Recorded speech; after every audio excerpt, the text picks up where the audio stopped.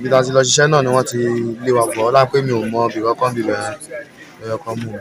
ìyálẹ̀ jẹ́ ìwọ̀n abílẹ̀ èkó kí wọ́n fẹ́ lọ ṣe bí ó ṣe wọn pé àwọn fẹ́ lọ rọ̀ bọ́ ilẹ̀ ti sú èmi kọ̀ lọ sùn. ẹ máa bá wa wo ìkànnì Profession Entertainment PSC TV ìgbádùn yín ló jẹ wá lógún. Kí lorúkọ tiẹ̀? Ahmed Yusuf.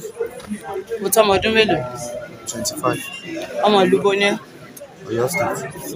Kí ló wá gbé ẹ dé Ẹdẹ? ọ̀rẹ́ mi kan náà ló pè mí pé kájọ wá sí Ẹdẹ níbà pé àjọ fẹ́ wá jà níbà.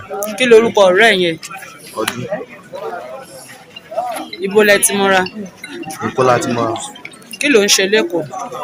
Èkó lọ bí mi sí Èkó náà mò ń gbé. Bọ̀ ìgbà wo ló bẹ̀rẹ̀ iṣẹ́ olè jíjà? Èyí pẹ́ díẹ̀ náà. Ó tọ́dún mélòó? Bí 3 years sẹ́yìn. Di olè jíjà. Sí nǹkan tó sún mi lébẹ̀. Àwọn parents ẹ̀ ń kọ́? Wọ́n wà. Níbo náà wà? Èkó náà làwọn. Àwọn méjèèjì. Bẹ́ẹ̀. Ṣé wọn tọ́jú ẹ ni? Àwọn méjì ọjọ́ wà mọ́ láti rẹ̀. Ọ̀dọ̀ ta ló wá ń gbé nínú wọn? Ìgbé lọ́dọ̀ ní bọ̀dọ̀ mi. O ti kúrò lọ́dọ̀ bàbá àti ìyá.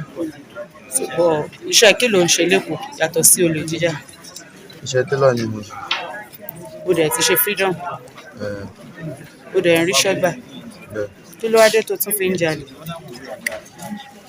Kò sí nǹkan. O máa ń rí tó lò ní iṣẹ́ olè jíjà. Bí ká gba fóònù náà ni a máa gba fóònù a máa lọ tà náà. Kí lẹ máa ń lò? Irinṣẹ́ wo lẹ máa máa ń ń já lò fóònù gbà ni. lÉkòó? Ó tó mélòó tó ti gbà rí? Àyè tó bí márùn. Ó dẹ̀ ló ti pẹ́ tó ti bẹ̀rẹ̀ olè jíjà náà. Táìmù gbà kan ó rẹ̀ mí so mo ẹ̀ṣẹ̀ wà ókè padà. Àwọn fóònù yẹn bí èlò lẹ máa ń tà wọ́n? Bí 30,000 50,000. Ṣé ìwọ nìkan ló máa ń ṣiṣẹ́ yẹn?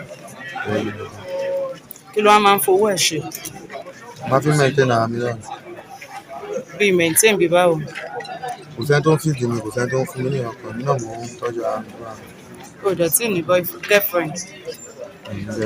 O ti bímọ? Ṣé àwọn òbí ẹ̀ ti wá mọ̀ pé o wà ń bí báyìí? Àǹtí mi. Ṣé o ti kúrò nínú Èkó wá jalè rí bí eléyìí? Ara ọ̀rẹ́ mi yẹn náà ló gbé mi wá ìgbà. Ìgbà tó mọ̀ pé mo máa ń jalè tẹ́lẹ̀ ló yẹ kó fi lọ̀ mí pé kájọ wá. Ibo lọ̀rẹ́ rẹ yẹn wà? Ìyẹn ti sá lọ. Kí lorúkọ ẹ̀? Ọdún. Wọn àti rí báyìí. Àǹtí mi. So lọ́jọ́ tí wọ́n wá rí yín mú, báwo náà ṣe rí yín mú? Bí ta ti lọ ṣiṣẹ́ náà ni wọ́n ti lé wa bọ̀ ọ́lá pé mi ò mọ ibì kankan bíbẹ̀ ẹ̀yọ kan mú mi. Ṣé ẹ ti wọlé?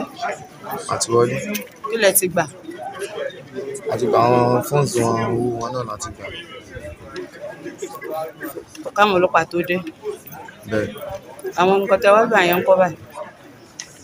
Ó wà lọ́wọ́ àwọn tó ti sá lọ yẹn. Ibẹ̀ lọ ti mú èmi. Kí lorúkọ ẹ̀? Akíntúndé ni O tọ́mọ ọdún mélòó? 23 Ọmọ ìlú bo ni ẹ́? Ẹdẹ. Mi ì gbọ́rọ̀ ẹ̀. Ẹdẹ mi. Skúù wo ló lọ? Àfẹ́ntì 7 day grammar school. Kíláàsì wo ló wá wọ̀?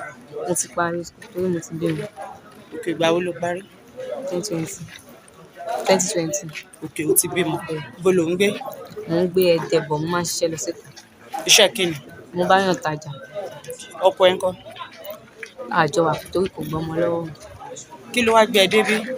Boyfriend tí mo fẹ́ lÉkòó mo ló sọ pé òun fẹ́ wá wò mí lẹ́kọ̀ọ́ mo dẹ̀ ní pé kó máa bọ̀. Ìgbà tó wá délé ló wá sọ pé òun fẹ́ lọ pé àwọn fẹ́ lọ síbi hostel kan pé hostel táwọn wá ní last year táwọn ti wá ṣènáwó pé ọ̀rẹ́ òun ní pé kí n mú òun lọ síbẹ̀ tó rọ̀rọ̀ ẹ̀yìn rẹ̀ òun mẹ́ẹ̀dẹ́ dáadáa ni mo wá mú lọ síbi ibẹ̀. Wọ́n wá sọ fún mi ìyálẹ̀ jẹ́ ìwọ̀n abílẹ̀ èkó kí wọ́n fẹ́ lọ ṣe bí hostel wọn pé àwọn fẹ́ lọ rọ̀ bọ́ ilẹ̀ ti sú èmi kọ̀ lọ sùn bí láì dáwọ́ ọjọ́ kejì sọ pé ti mú àwọn. Iṣẹ́ kí ni boyfriend ẹ ń ṣe tí wọ́n mọ̀? Ó ń ta àwọn tó máa ń tajà lẹ́kùn tó máa ń ta àwọn igbó gbogbo ẹ̀ báyìí. Bọ̀ ṣó jalè rí lójú ẹ̀? Ara mọ̀. Ìgbà tó wá sọ fún ẹ pé òun fẹ́ lọ rọ̀ kí ló sọ? Mi ì sọ̀rọ̀ torí ilẹ̀ ti sú tẹ́ǹtì lùjọ́ yẹn mo kàn lọ sùn nílé tèmi. Ìwọ ò tẹ̀lé lọ? Mi ara o mo ìgbà tán lọ sí bí hostel yẹn gangan àjọ kọjá lọ́nà bọ̀ àdúró bèmí mi àṣẹkọ̀jọ kọjá èmi kú báyìí kò sí. Ìwọ ló lọ fi hàn wọ́n? Mo sọ fún èmi ni mo mú wọn lọ torí ọ̀rẹ́ ẹ̀ ló sọ pé kí n mú wọn lọ síbẹ̀ mi kò mú wọn lọ. Àwọn wo ló mọ̀ nínú hostel yẹn? Mi ì dẹ́nì kankan mọ̀. Boyfriend ẹ yẹn dà? Wọ́n tí mi. ìmọ̀ bó Báwo ṣe wá làwọn ilé ìṣe jẹ́? àwọn tó jẹ lọ ṣiṣẹ́ nìyẹn. ẹ máa bá wa wo ìkànnì Profession Entertainment PSC TV ìgbádùn yín ló jẹ wá lógún.